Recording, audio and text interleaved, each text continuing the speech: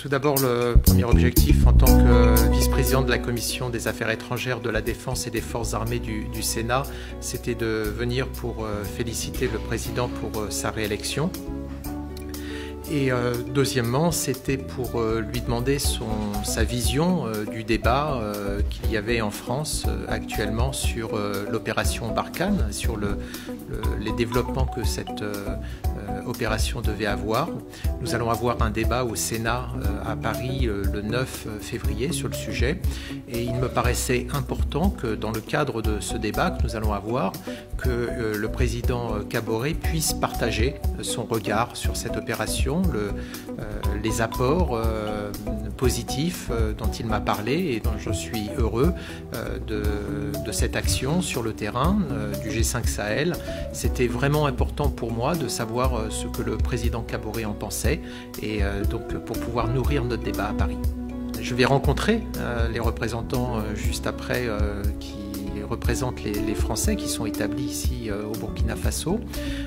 Ce sont souvent des Français qui ont fait le choix de résider pour longtemps dans ce pays, qui aiment ce pays, qui aiment les habitants de ce pays et qui développent souvent des activités, des entreprises qui participent au développement du pays.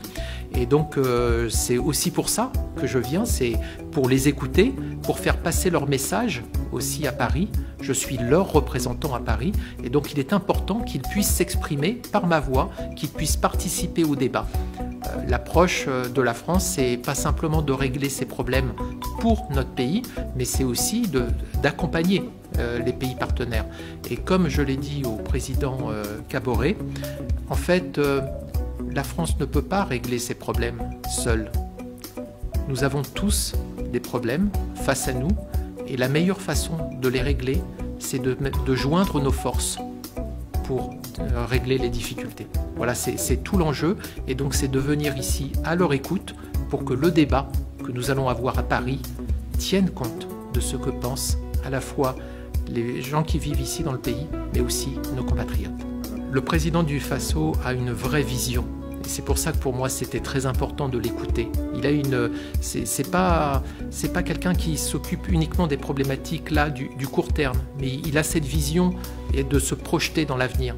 Et donc ce qui était important pour moi en écoutant le président du Faso, c'est pas simplement d'avoir cet avis sur ce qui se passe aujourd'hui, mais c'est cette sagesse, d'écouter une voix qui est soutenu donc par son peuple, puisqu'il a été réélu, et qui est capable de nous faire passer des messages en nous disant qu'on ne règle pas les choses d'un coup de baguette magique.